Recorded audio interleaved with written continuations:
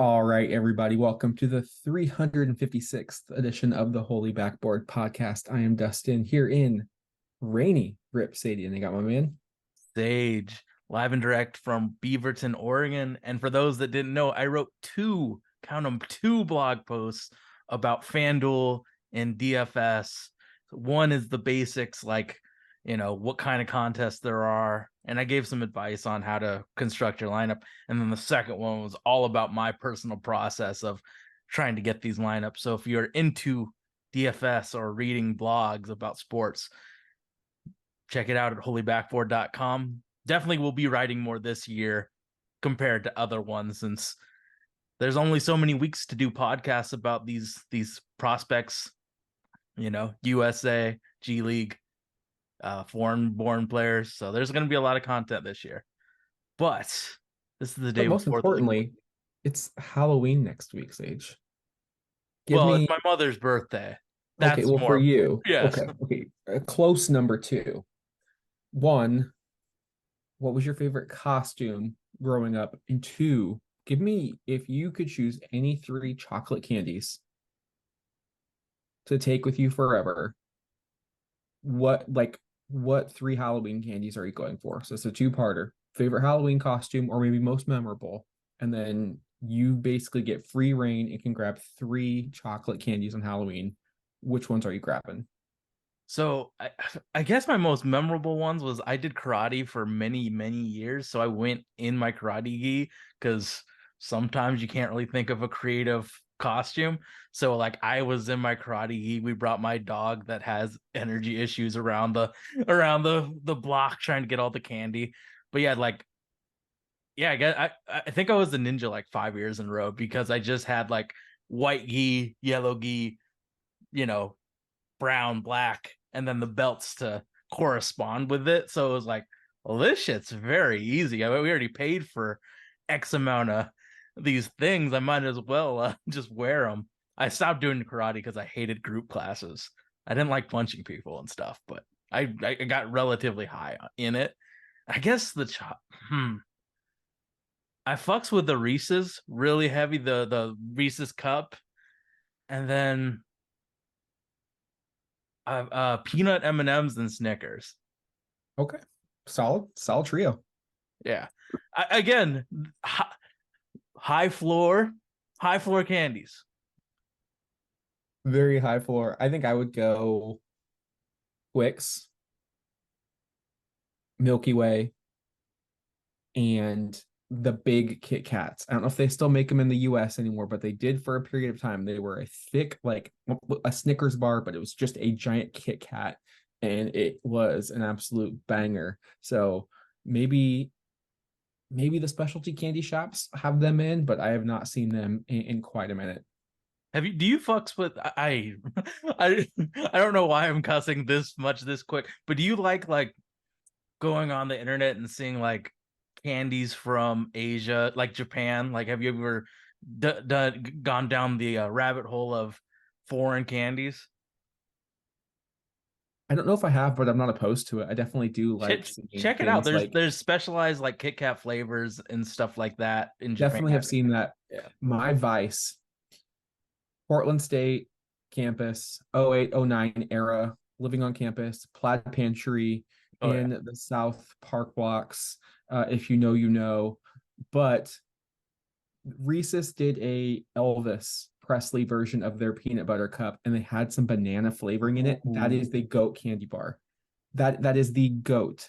They discontinued it after maybe a few months, but I know you are a banana flavored dessert connoisseur like I am, and it was an absolute banger. So that would be my goat, but sadly, What did young maybe Dustin it's dress up maybe it's as? alive and well somewhere in like Switzerland or Cambodia. But if anybody knows, let me know if you got the hookup. What was your go-to or your most memorable costume? Probably when I got older, actually, I have some official blazer, shorty short shorts, Oh, an hell yeah. official jersey, put those on, pulled up the high socks, grew out a handlebar Oh, mustache I and some burns, yeah. got the headband on, I won best costume at my agency my first year I was there. I wore it to a Halloween party. Like it just the go like you said, like you have it, it's a go-to costume. It is a crowd pleaser. And I It was even your wore it. Facebook profile picture for many years, if It I was. I believe. even wore it to opening night against the Lakers on Halloween night, Dame's debut back in 2012. Um, so your boy is definitely not shy about showing off those thighs. the the milky thighs. I fuck with it. I fuck with it. Thank you. All right. Well, let's get into this. We did our season preview episode last week, and now the season starts. Official basketball starts tonight for the Blazers. It starts Wednesday. We do have a few games that we will cover. We're going to cover opening night in Los Angeles, the home opener on Friday against the Magic, and then Portland hits the road, and we will probably cover 2 to 3 of those games. You got Philly, Toronto, and Detroit. It could be a rocky start to the season for the Blazers. Sage, after the preseason, where Portland went 1-3, NBA.com actually had a stat that didn't surprise me at all, but I was like, oh damn. In 3 years under Chauncey Billups, the Blazers are 0-11 against NBA teams in the preseason. So basically, the only time they're getting a dub is if they're playing like the New Zealand Breakers or some non-NBA squad. So I'm like, yeah, that does check out there. And I would say preseason, I know it's preseason, and I know you're not getting any Robert Williams, and I know the main players aren't playing a ton, but the preseason kind of amplified the concerns I had going into the season. You have just so many of the same archetypes. You only have so few playmakers. Don't really have a lot of rebounders, people willing to do the dirty work, and it could get a little messy for this Blazers team, especially with we just discussed that East Coast trip right off the bat. You're also playing a Western Conference contender on opening night. Um, Sage, what in the preseason can you take that you feel like translates over that you saw, or are you just going to write it off and say that's preseason? They're professionals; they'll be able to figure it out. I mean, I enjoyed seeing Scoot Henderson, even when the shot wasn't going down, him having excellent effort in playing basketball. Really, it was about the process of each player. Like, I remember there was a game where Chris Murray couldn't hit the broadside of a barn. And you said that, and I was like, yes. But the process between him getting the ball, putting it in his hands, and shooting it was good. The way that he played defense and started pointing and talking, communicating, I like that. But I can't I'm not taking anything like what I saw in preseason is what's going to happen in real season. There was just bits and pieces that I liked that I saw from some of our young guns. And I mean, root sports is so difficult to find. So I didn't watch full games because Bro, I had to watch the opening game against New Zealand Breakers because somebody on a Blazer fan forum was actually inside the arena and broadcast it on yeah. YouTube. Shaky as shit, but I was thankful as hell, 300 level. So shout out to Blazer fan 11 or someone like that. And then thankfully the final preseason game was on friggin' Fox Sports Plus, and because I just happened to get Ivaka TV before it went belly up, I still had an antenna and I was able to search online. It's channel 49.1. What the hell is a 49.1? I really don't know. But the fact that I had to Google it and figure it out, and the team's not putting out any information, they're just saying it's on Fox Sports Plus. I've never heard of it, but I was able to watch the game. It was probably one of the few games that I was able to watch. I'm contemplating getting League Pass monthly because you can watch the Blazer games 3 games after completion. So whether it's following with the game cast and listening to the radio and then going 3 days ahead, and maybe it's before bed or during lunch, kind of breezing through a game, no commercials, breeze through the free throws, maybe you can get through a game in an hour or so. Maybe that's the recipe for me this year, but it is a complete disaster in market trying to find access to watch this team. A pretty big bummer because I am excited to watch the team. I will say that after kind of the newness of the Dame trade kind of fell off, and the excitement, it's almost like after Christmas, like you're so excited. And you start to realize we have to wait another year for this. Well, for me, it was the realization that Chauncey Billups is the head coach of our basketball team. And that started to sit in. And it was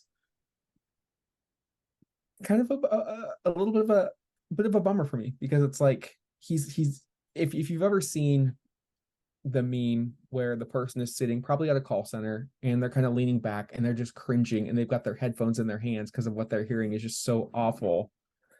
It's That's how I feel like when I listen to him in some interviews saying Malcolm Brogdon is going to close out games for this team. Like, why? There's no need for that, bro. You're not here to win games. For the first time since you've been hired, you're not here to win games. You're here to develop young talent. And so that's going to be a bit of a process. Like, we're definitely not going to be even a finished rebuilding process this season. We've taken the steps, but there's still plenty more to go.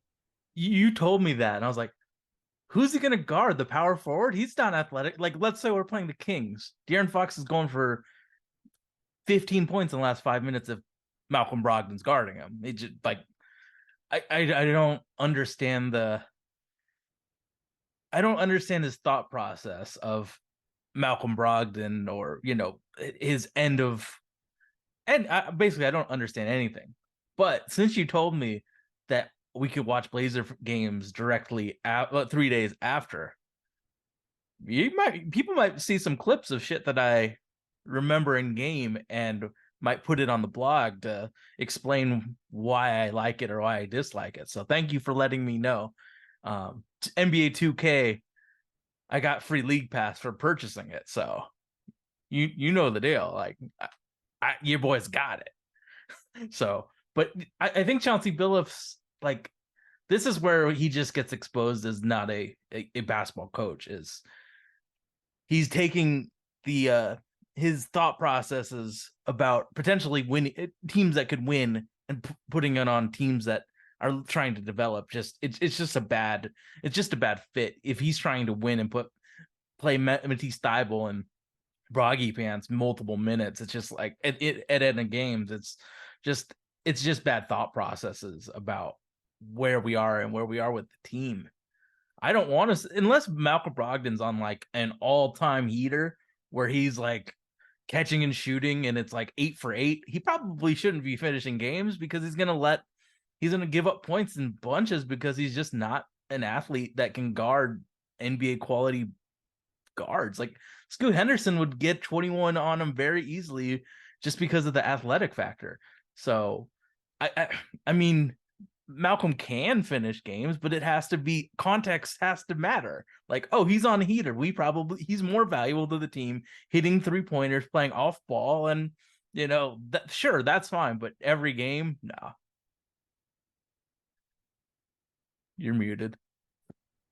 Yeah, and it's you get the Brogdon factor, and then he's talking about playing Robert Williams and DeAndre Ayton together, and it's kind of like you look at the Seattle Seahawks and you see their color palette and you see that lime green. Okay, that's a secondary color. It should never be used as a full color uniform. It is too bright. It's too gaudy. It's going to look bad. Well, what do? They make a uniform out of that lime neon green, and it looks terrible. Like that, it's almost like you touch the stove and you're like, this is hot. Let's do that again. I don't see a world in which those two playing together really makes a lot of sense. Like, Rob is a full-on five, just like DA, and they both offer something completely different. Maybe it's the media trying to make something out of nothing. Like, oh, you've got these two really good players. How can you put them together? When it should just be like, okay, you've got 48 really good minutes of center basketball. Mm-hmm. And I'm just thinking, offensively, both of them are very interior centric in their scoring. Both of them aren't going to extend. Like, the reason the Timberwolves got Rudy Gobert and they thought that they could work is because Cat is an all-time good 3-point shooter. Neither of them have proven anything in the shooting realm. So it's kind of like when Hassan and Nurk came back. Both of these dudes are interior scorers. It's not going to work. Like the only way it works is if Nurk shot threes at the clip that he shot like last year, and that just wasn't happening. So I guess in NBA 2K you can make it work, but you're not making it work in the real life. Like spacing matters, and we're if they play any minutes together, we're reverting back to the 1990s of basketball, and everyone else is in 2023. Like it just doesn't work. It just doesn't work like that. Like Scoot, Matisse, both centers, we have a lot of guys that aren't proven shooters yet. So this is that like going full no spacing is something that Chauncey Billups shouldn't do if he wants to have a if he does wants to have a career outside of this stint as a coach. He should not try and fit Rob Williams and DeAndre Ayton together. It just doesn't work. Like cheese and seafood doesn't normally work. You shouldn't try and put that on your menu opening day.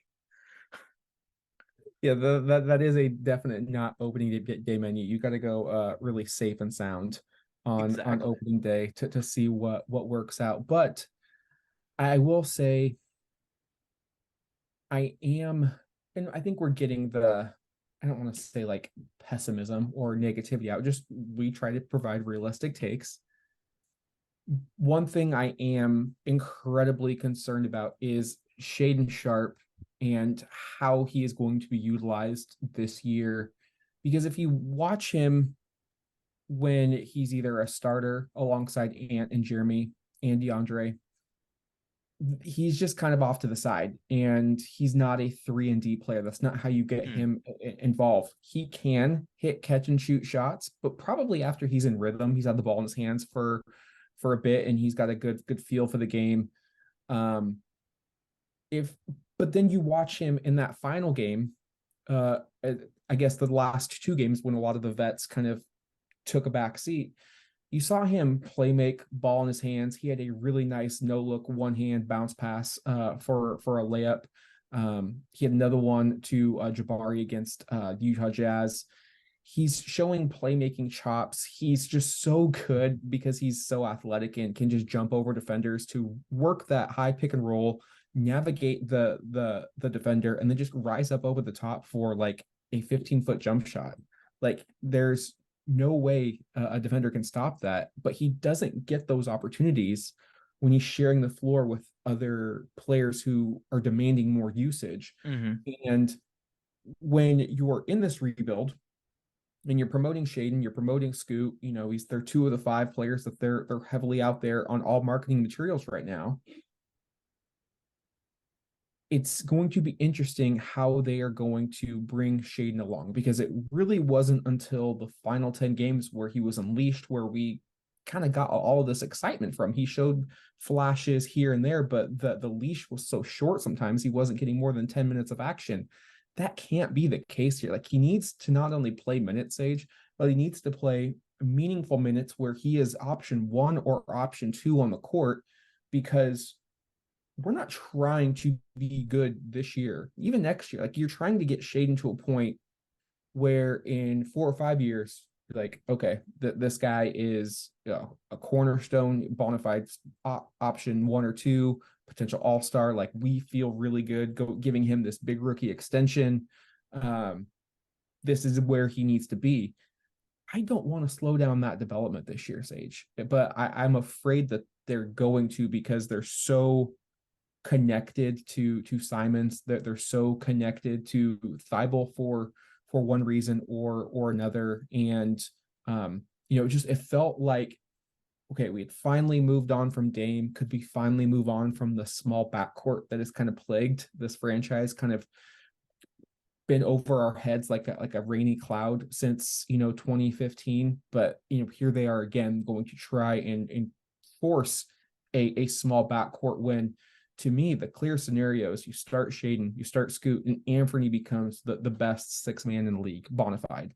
I know they don't view Anfernee like that. I know some fans don't view Anfernee like that, but that's who he is to me. He is a lights out scorer, and that's it. So all right, you kind of made me think. And I guess I am still in preseason form because I forgot what the website is that I look at lineup data. I was like, funds? NBA More? Wowie. Yeah, it's NBA. Wow. You thank you for reminding. So I was looking at and I was like, what the fuck is it? What the fuck is it? So I kind of looked, and so with Dame on the floor, that, like, he's the alpha. He Shaedon really took that back seat for like everything in terms of everything. Like Shaedon Sharpe and Josh Hart essentially were the same person, and we both complained about the usage rate of Josh Hart not wanting to do anything, right? So when it's just Shaedon Sharpe, we take Dame off the floor, we take all of these guys off the floor, and it's a huge amount of usage. So my my thought process is, if he starts, I think he should go out early. Like, let's say he goes out at the 8-minute mark, and then when Scoot and everybody else goes out at the 6-minute mark, he is the lead ball handler because he needs these minutes to learn what the fuck he's trying to do. Like those playmaking minutes in the second unit, even though he's a starter, is going to be huge. So I think that there needs to be that creativity on how are we going to play our guys, how are we going to get people the playmaking reps that they need, because I think Shaedon Sharpe is absolutely worth such, like, the playmaking reps. And but I feel like Scoot deserves them just as much because he has the potential to be a Hall of Fame quality point guard. So when he's in, maybe it's kind of what we talked about with CJ and Dame, with both of them need time to run. I think that Wall Scoot is the alpha, and maybe there's Malcolm Brogdon with him or somebody else that can dribble the ball. Maybe in the second unit, Shaedon is just highlighted. So he has 15 minutes of, you're the guy. You have to be the engine of our offense. In the other 15 minutes, you're probably going to have to pick your spots. But that's a lot of creativity and communication. Yeah, and you don't want to put 30, 40 minutes of playmaking on either of Scoot or Shaedon's plate right off the jump. And the reason I like Scoot and Shaedon together is because both have shown they can be good off-ball players. Scoot more so in the Ignite, but Shaedon last year, like, Shaedon was catching lobs. He was just a lethal backdoor threat, always an offensive rebounding threat, kind of snaking in and using that athleticism to get put back dunks, can catch and shoot. So like it's more like the players are there. They can play in versatile opportunities. It's just drawing up those opportunities from the coaching staff, and that's kind of the concern that I have there. So do you think it's kind of like what Atlanta does with Trey and DeJounte? They both play some minutes together, but when the other person's on the bench, I think that's how it is with like any dominant backcourt, right? Like you want to stagger them at some point, and that's where it's so important to find that third connecting piece, whether that is Malcolm Brogdon or whether that is somebody you find through the draft. But who can be that third ball handler, that Nick Batum type of role that can connect the entire team together, to so the ball handling responsibilities just aren't falling on one or two players' shoulders. But we're talking about Scoot, and I thought he looked pretty damn fabulous in the preseason. Had a little bit of a rough outing against the Suns the second time in Phoenix, but I am not going to sweat that at all. He is a 19-year-old starting point guard. And just for some context, some other 19-year-old starting point guards who I think have turned out to be pretty good. You look at Kyrie Irving. His first game for the Cavaliers, 6 points, 2 of 12 shooting, 1 of 5 from downtown. And just that's a terrible night. You look at LaMelo Ball, no points, 3 assists, 3 turnovers in 16 minutes of action for the Hornets. Both of those players have made all-star teams. Kyrie is a champion. Hit one of the biggest shots in Cleveland Cavaliers history, and LaMelo is the face of the Charlotte Hornets. It's okay. Scoot is going to have bad games. He is a 19-year-old starting point guard in the league. That is rare air. It doesn't happen. Don't compare him to Damian Lillard, who came in as a 22-year-old polished product. Don't compare him to Brandon Roy, who also was a 22-year-old polished product with multiple years of collegiate experience. Scoot is going to have a lot of ups, but there will be some downs. And this is by far the longest and most grinding season that he's ever going to have physically or mentally. But I think once the big thing with Scoot is I think the game is coming to him. And I think the game slows down for him. And once he figures out the pace to play, then you're going to see that athleticism kind of kick into gear. Because I think that's the piece that he's trying to figure out right now is how can I use my athleticism to get where I want to go? Because I think he's just utilizing his skill right now to kind of figure it out. But once he kind of gets in the open court, maybe it's a block by Rob and it's an outlet and he's pushing pace and he's going up the court. Like that's when special Scoot is going to shine. And I think as long as he's able to play through his mistakes, and I think as long as he continues to be mentally strong, which by all accounts, that's basically been Scoot's mantra.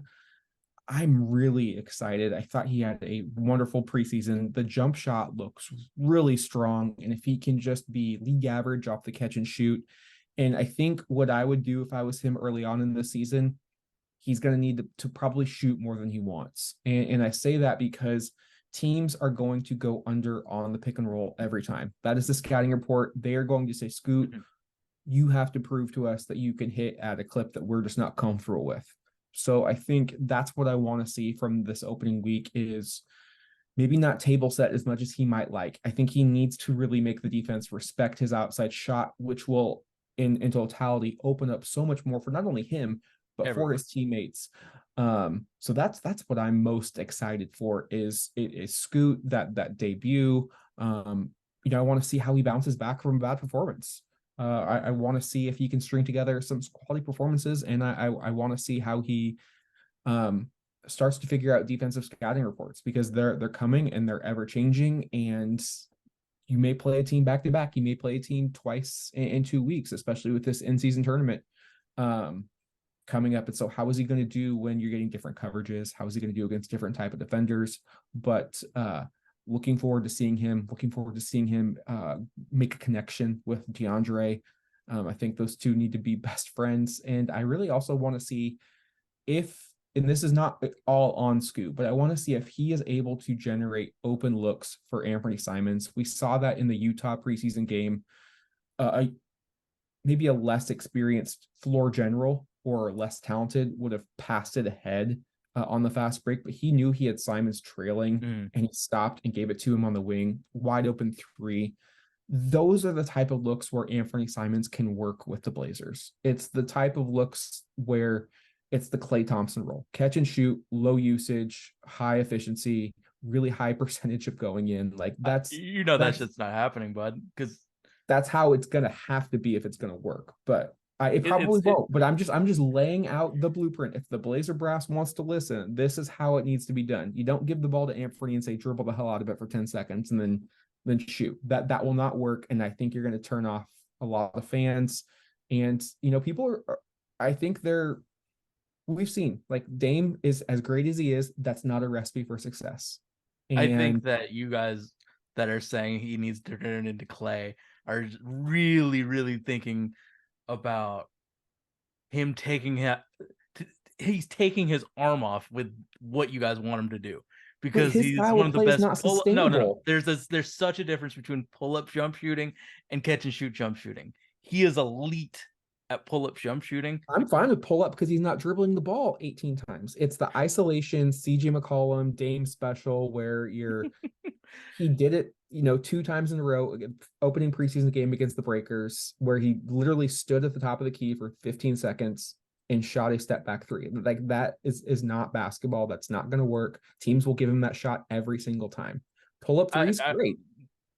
He can pull up. That's fine. Sage, one dribble pull-ups, work in the pick and roll, just as long as he makes quick decisions. I just don't want to see I don't think he's ever going to be a 0.9 guy. He's just not going to be a 0.9 guy. He's probably not going to have a future here. I mean, maybe this year, but honestly, yeah. But if we're trying to boost his trade value, you got to let him have the thing that he is elite at. Well, what's more important this year? Him just being a lesser role, or let's get his value up from absolute net negative Mm, bullshit and that get him that's a good out of here. question. But my rebuttal would be another question. At what expense is it to the development of the other players if you're trying to boost them up? Because I think there is a cost benefit Oh, somewhere along definitely there. there is. But it at first it's about, is he part of your core for forever? No? Okay, then we need to have him have some type of responsibility where he's able to show off that amazing pull-up abilities. Of course, there's going to be the time where he's dribbling for 15 seconds and it sucks. But if him doing those pull-ups gets him off the team for positive value, I'm cool with it. And as long as it is established that Scoot is number one and he isn't, him being a tertiary ball handler and pulling up doesn't bother me as much. Of course, there's going to be times where it does, but he needs to show off his abilities to 29 other teams if he's not part of the future. So I'm cool with him doing whatever it is. And just to put him at a catch and shoot guy that's on the hash really doesn't get people offering legitimate assets for him. He's going to get, like, we probably have to give something, give him up because of the contract. He has to show and prove that he's I think the that contract's guy. very team friendly. I mean, you look at 25. some of these deals that have been handed, like I think 25 a year for 3 more years. I think that's very friendly. But you Moving also have to show that he is good still. forward. I I agree. think, I mean, if he changed his mentality, he'd be so fucking good. Dude, there's no reason for him to not be a better rebounder, especially offensively, getting to the free throw line, attacking the paint with just a ferocity. I mean, this kid won the slam dunk competition. He can jump out of the gym. Um, there Get is like a five Lamarcus rebounds a game, push there transition. is a Lamarcus Aldridge to his game, and that's I think the reason I'm so harsh on Anfernee, because Lamarcus just played soft, and there were stretches where he was dominant and mean, and he won Western Conference Player of the Month. I know that because I worked for the team then, and I was there for every single goddamn game, and we put out the press release for it. Like, he was just turning and dunking on fools, and then he would get that award, and he would just revert back to taking contested, 17-foot jump shots. If he But had Scoot's mentality, I think he's an all-star dude, easily. I would not be wanting, I'd not be advocating for him No, to be dealt. Like, he's a special talent with the right mindset. yeah, because if he long rebound, used his athleticism, got to the line Grab and go. 8 times a game, and then like just think about his averages if he got to the line, if he actually got 2 feet into the paint. You're looking at I, a 30-point per game score if he got yeah, to the line as much as he should. well, and that's the sad thing. Scoot needs 2 feet in the paint to be his all-time best. Shaedon needs 2 feet in the paint to be his all-time best, especially with some of the lack of scoring and playmaking abilities. He needs to go downhill and dunk it on fools. Ant, I know that he loves the 3-point shit. If he fucking hyper drove to the hoop and got lays and dunks, man, it's just the mentality of, I can absolutely hit threes. I don't need, like, driving into the paint sucks. You get hit, and like, it is much more tiring to drive it every time. I mean, mid range hitting the pull up three is a lot easier on your body, but if he just drove it mean 7 times a game, we would not be saying trade him. We would not. And No, then and you'd be that able could to lead work. to his assists going up because you're going to the hoop. Just a drop off pass to Aiton, he gets 4 extra assists doing that. But I think it's a mentality issue, not a Anfernee sucks. It's not a capability issue. He has the talent. The skill Yeah. set is there. You just Yeah. have to tap into it somehow, some way. Has he ever gotten Um, hurt? Not that I can think of, no. Yeah. Because I keep thinking of him as Zach LaVine. But Zach LaVine's gotten hurt and is like, you know, injuries really sap athleticism, but I don't think he's ever been real hurt especially in the legs and knees. So it's like if he could just if someone else could control him and make him go into that paint, he could be so good. But we see a we see a B player, but we can easily see, oh, this dude can be an A really if he just changed his mindset. I think that's LaMarcus Aldridge for you, and that's David West for me. If he just moved his feet better, he could be an A. He never did. LaMarcus would have been a first ballot Hall of Famer with a different mindset. Yeah. Yeah, that's tough. I think the hardest thing for me will be patience, and not in terms of wins or losses, but like I'm already casting aside Matisse, Jeremy, Malcolm. I like Rob, but we've discussed injury issues. I think you need to cash in on that chip. Anfernee, like I'm ready for like these young kids and plus DA to go out there and just develop. Like I want that to be the starting point. And so I'm like just gonna be patient. Like it's gonna They're gone come. eventually. You got, December 15th is when the free agents can get dealt. And then obviously the deadline, you could see some pieces moved to other contenders. So just to be patient. No, it's not a finished product, but like I'm just like we finally got a direction. We're rebuilding. So I really want to rebuild. Like to me, that's rebuilding is not giving Jeremy Grant 20 shots per game. Rebuilding is, okay, Shaedon, can you run some point for a quarter? How do you work with like the success for me this year? There's a few things. One, what big plays best next to DeAndre? Is it Kamara? Is it Jabari? Is it Chris Murray? Like who can play alongside of DeAndre? DeAndre, they brought him in here. He is a pillar. Two, how does Scoot look finishing the season? Not starting, but finishing. Does he have a rookie wall? If so, does he power through it? And then three, I want to see can the staff get through to DeAndre? Like, it's not the worst thing in the world if he doesn't pan out. The contract isn't awful. He's, it's not a massive deal. I mean, it would suck, but it's not going to make or break the rebuild. But can you get through to this player who really just wants to be engaged? He just wants to be a little bit more of a focal point. He was the number one pick for a reason. The talent's there. Can they show something that they're able to make a player better? Because I think that's probably one of the biggest knocks I would have on the Billups staff is I don't think they've made anyone better. Like Dame's good because of Dame, but like I think they made Nasir Little better, but he also gets hurt way too frequently. Yeah, and I think there's a reason. Like he was a bit of a throw in that contract or in that deal. Like they didn't make Nurk better. They made him significantly worse. I I think mean, the only Norm shining Powell star had probably his worst season as a professional in Portland. CJ did not get better. Rocco, I mean, Jesus, like Larry Nance Jr. I mean, just players came and they just got worse. And you could say it's a product of Neil Olshey, which I'm not disagreeing with, getting players after their prime. But there, at a certain point, a trend becomes reality, right? And so, can he? And I'm saying he, as in Billups, can Billups and his staff make a player better? And I think that when we look at the beginning, like think about where you think about the team individually right now. Write it down, keep it in your thoughts.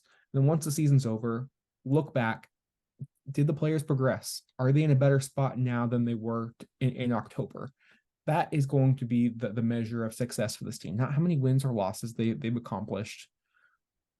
Are they in a better position to continue the rebuild? Are they further along? Do you have more clarity? Because you're likely going to have two more lottery picks, or not lottery picks. You're going to have one lottery pick and then probably a pick in the 20s from the Warriors. You're going to have two more rookies, first round picks, come onto this roster next year. There's already some competition, especially at the small forward and power forward for the young players. Like, who also, like, I'm looking for who's gonna be the cream that rises to the top, because Kumara came in and played really well as a second round pick from Dayton, coming over from Phoenix. I was really impressed with what I saw. Chris Murray did a lot of things right, but he still can't shoot right now, and that's what you drafted him for. So can he figure that out? Jabari looks solid. Is he going to be ever more than just a role player, or can he kind of kick it up to the next level? So I'm really kind of seeing like in repair. He had a really great defensive strip. I think it was on Bradley Beal, but then he got He welcomed needs back to to the get his NBA weight on up. the next position. Like how far does he develop? Right, he Mm. is a young talent. He's 3 years probably from a NBA ready talent, but the tools are there. So that's what I'm looking forward this year. Any other thoughts before we look ahead into the first week of the season, Sage? I'm just I'm thinking of our team, and it's like, does Matisse help any of our star players? I mean, there's a reason Philly just like let him go, even Exactly. as Well, I'm trying to think. even Like as a Scoot needs two-time spacing. all defense player. The only person he doesn't negatively affect is Anfernee. His lack of shooting doesn't affect Anfernee, but it definitely affects our two guys that need 2 feet in the paint. I think But the issue with Portland is they have too many players at the same position, if that makes sense. And yeah, they're trying to play them out of position. Like Shaedon's not a three. I hope they don't play him as a three. I don't think Matisse is a three either. I think Matisse is built to guard shooting guards and point guards. Like I think he's allowed should be allowed to roam a little bit. Um, can Malcolm play the two or the three? I don't know. Like Malcolm. I mean, Scoot's definitely a one. Like they have, and then they do you think just they brought could in put? it. Do you Then they think you just could brought put in, Malcolm Ish on AJ Wainwright Griffin? from the Suns as well. So like they added another forward to the bunch. So it's going to be interesting. They've got so many new players that all really need time to develop. Like the one thing we complained about Terry Stotts was, okay, Joel Freeland, you get 3 games. Okay, now you're at Myers Leonard, you get now your 3 games. And then he would do the same thing with like Zach Collins. And it just like he would never be able to give a young player the time and attention and rhythm to actually break through and figure themselves out. That's a concern. And I think this would be a concern with any coach because this is a tough thing to ask of them. You have all of these young mouths. They need to be fed.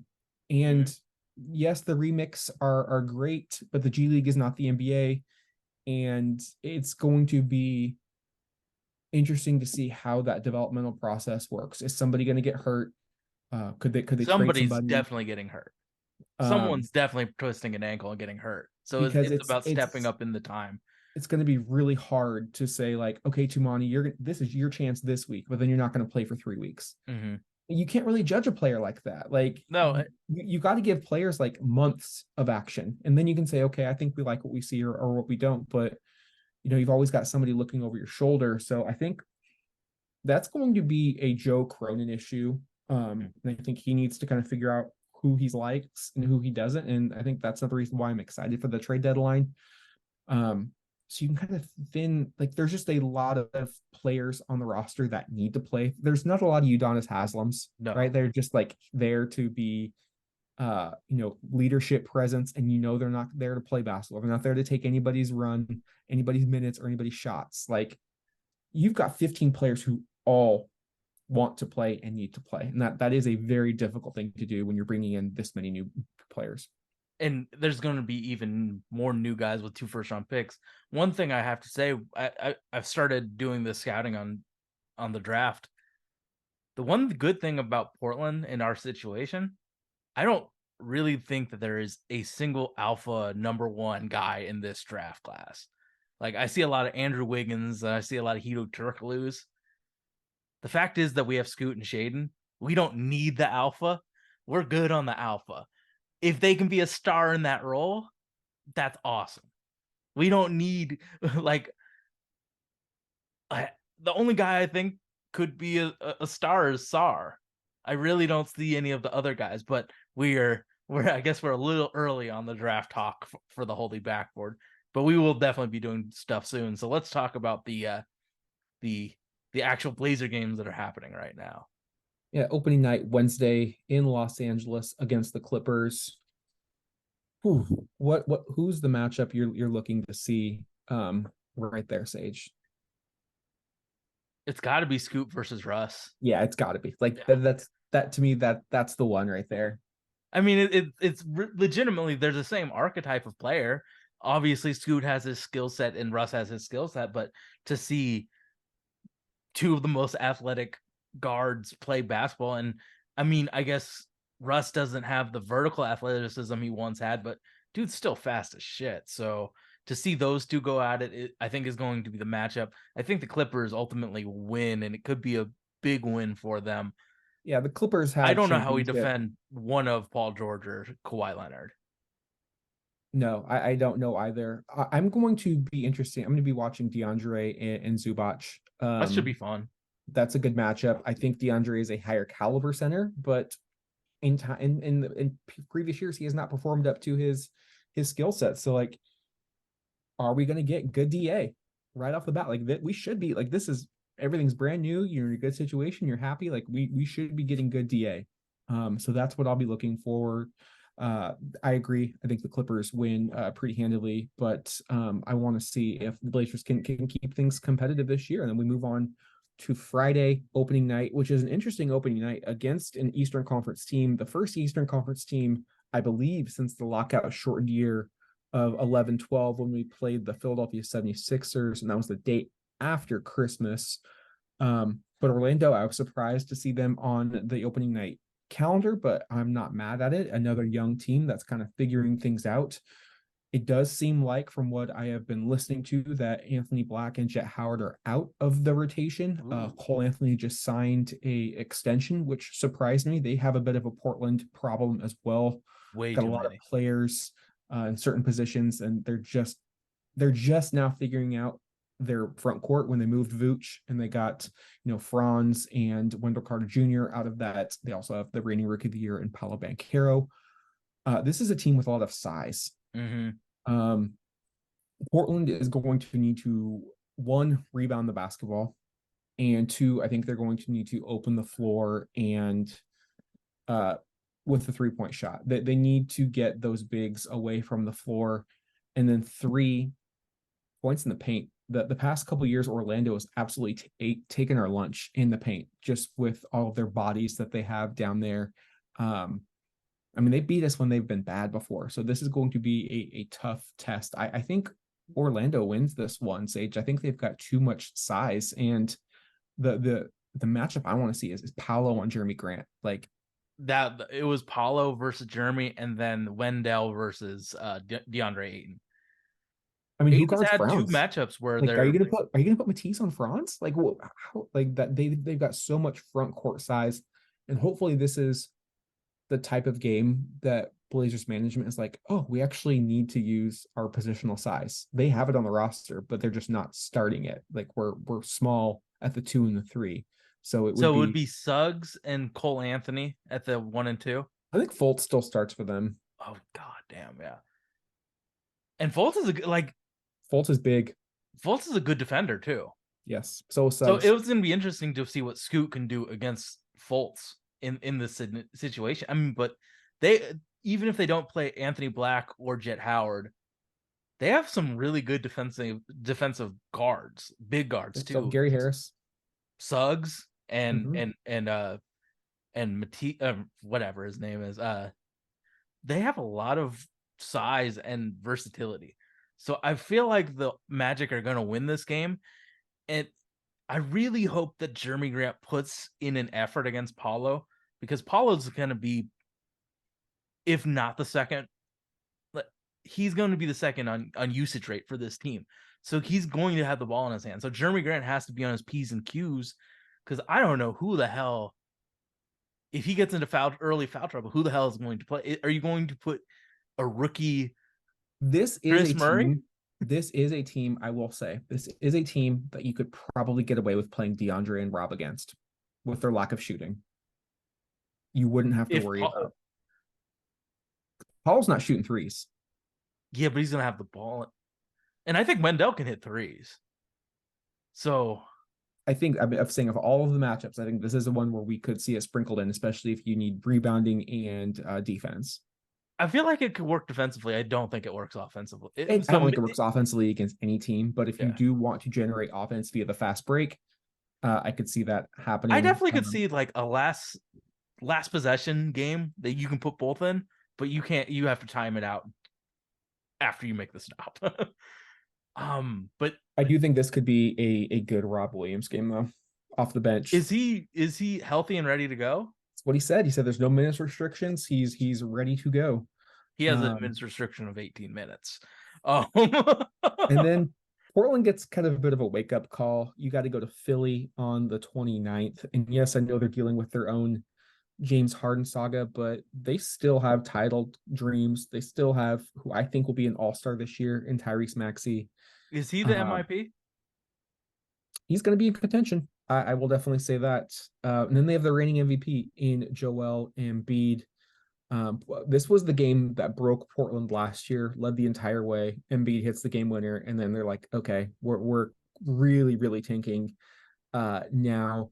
Obviously, I think you got a similar matchup with Tobias and Jeremy Grant, but this is a game where I think the Inferno could heat up because I don't know who they have on the perimeter to defend him.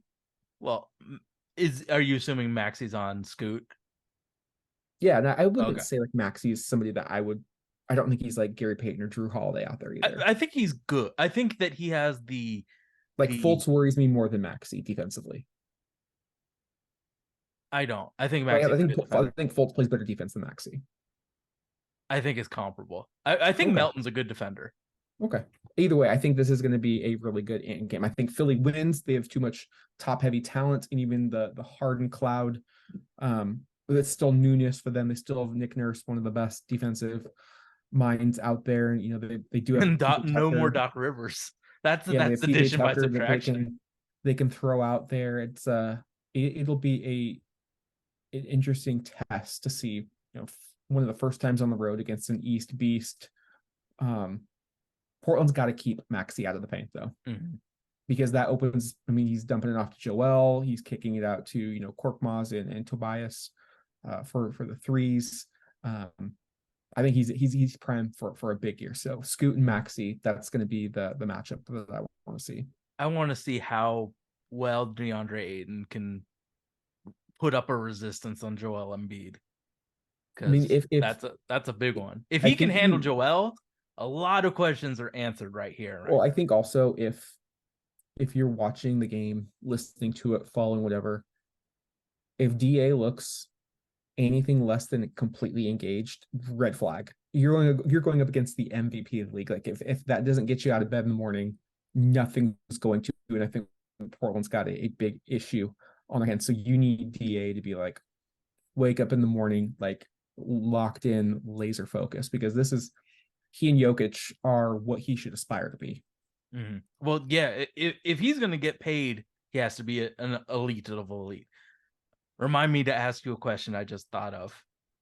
Are Let's we go. are we talking about Detroit? Or are we gonna? Okay, so We will talk about Toronto, not Detroit. okay, so I was on the Blazers What podcast a week ago, and Rose, one of the co-hosts, asked, "Who are you? What in the past, when you watched the Blazers, you had your eye on Damian Lillard at the point guard spot. Who are you watching when you watch the game? Where are your eyes floating to when on offense?" Scoot and Shaedon all Okay. day. Like those to me, those are the franchise cornerstones for the next 15 years. So I want to see how they develop, and it's why it irks me that we're not giving more of an onus to Shaedon right off the bat. But I guess I'll have to be patient and wait for that to happen. It kind of reminds me of when we had Zach Randolph and we drafted LaMarcus. LaMarcus, it took a while for him to come off the bench, and then he finally started towards the end of his rookie year. And then obviously they traded Zach that offseason. They didn't get much for him, but they knew they needed to open the time up for LaMarcus because this was one of your franchise faces. So hopefully Shaedon is able to show enough to warrant that. And those two, obviously, like those, they have me the most excited I've been in a long time. But most listeners would expect that answer. So some other players that I will say, obviously DeAndre. DeAndre on defense is who I'm watching. And anytime another new guy checks in, is it Repair? Is it Kumara? Is it Murray? Like, I think you have to hope like you're batting one out of three, and that's elite batting average in baseball. Mhm. Can one of those three become a true rotational player on that championship contending team? If so, you did a good job. You Mhm. just need to find pieces that fit. And I'm really excited. I think if Tumani can consistently hit outside shots, catch and shoot, like he's gonna figure out to stay on the court because of everything else that he does. I don't know.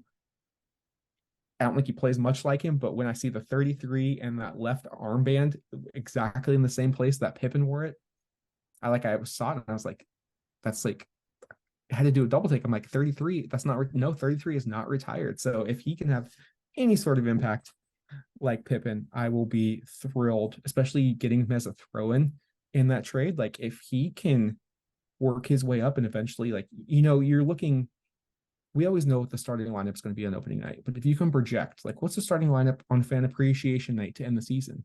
Is it like Scoot, Shaedon, Tumani, Chris Murray, and DeAndre? Like, is it something like that? Like, that means really good things happen for Chris and Tumani, right? Mhm. And that's what you want to see. You want to see those players, and I always love watching the new guys. So long-winded answer: Scoot, Shaedon, but also new guys. I think it's going to be very interesting to see how our defense and DeAndre Ayton just work together. We put a lot of responsibility on Yusuf Nurkic and his less than athlete. Like he's not the athlete that Ayton is. He's not the mover that Ayton is. DeAndre Ayton could be the anchor for our defense, and I really want to see how they run pick and rolls and run the defensive sets with him being such a good mover and such a good shot blocker. So that's the guy I'm kind of watching defensively. But it's it's an exciting time for the Blazers. We finally picked a side to go on. So let's talk about these Toronto Raptors. I'm so I think a team maybe in the top five places you don't want to be in terms of franchise has to be Toronto. Their two best players are headed for unrestricted free agency. You have a new head coach. You completely whiffed on a lot of things this summer. Those players have been in trade rumors constantly. Um, your rookie of the year in Scotty Barnes had a sophomore slump, and a lot of their pieces just don't fit. Like they're trying to play a traditional center in Jakob Pertl. Scotty Barnes and Pascal play similar styles of basketball. Mm-hmm. Both are big forwards that need the ball in their hands. OG claims to want a larger role instead of a 3-and-D, and they just lost their starting point guard Fred VanVleet in free agency for nothing. They did bring in Dennis Schroeder, and they drafted Grady Dick. They also have Gary Trent Jr., also headed for unrestricted free agency. If that is the theme of the Raptors, it is unrestricted free agency. Unfortunately for Portland, you catch the Raptors early on in the season where things are They're probably motivated. copacetic. Probably not going to be as copacetic January, February, March as the deadline nears. But I think I want to see, like, okay, Masai, well, what is so special about OG and Anunoby? Like, I want to see that matchup. OG, whether it's against Shaedon or against Matisse, like that's what I'm looking for. I also want to see if Shaedon has an extra special dunk or highlight or overall play, back home in Toronto. He's going to have a lot of family in the stands. I do think the Raptors win. They have more big boy talent than the Blazers do, but Jakob Pertl is a player who has dominated Portland in the past for the Spurs. Can Portland at least neutralize him? That can they rebound? Rebounding the basketball is going to be a big theme for me over this season, just because of Jeremy Grant's lack of rebounding. There's just a lack of rebounding in the starting unit outside of DeAndre and Scoot. To be frank, like who's going to help Da rebound the basketball? Can Da like Is DA Jakob going to is the get like type of 15 big rebounds a game? that gave Nurk Is DA getting like 15 a game? Jakob. Because no, Ayton, because no one else rebounds. Is 15's he a getting big 15 number. a That's game? like Andre Drummond. I know, but that's Andre Drummond territory. I I think 15's a bit. I think if he gets 11, you're happy. that's still a lot. That's a lot of boards. It absolutely is. So Um, I feel like Scotty Barnes is just gonna expose whoever's defending him. If I would not be surprised if Scotty Barnes has a game against us. Like who's there to defend him? If we're putting Jeremy on Pascal, I feel like I feel like Scotty's just gonna roast and toast Matisse. There's just so much extra weight and height that he has to deal with. So I feel like Scotty Barnes is gonna go crazy. I also think Scoot Henderson is gonna go crazy. Like Schroeder's fine, but he isn't a defensive guy. He's more of an offensive guy. So I feel like You think this they could put be the OG on him? what's up? You think they put OG on him?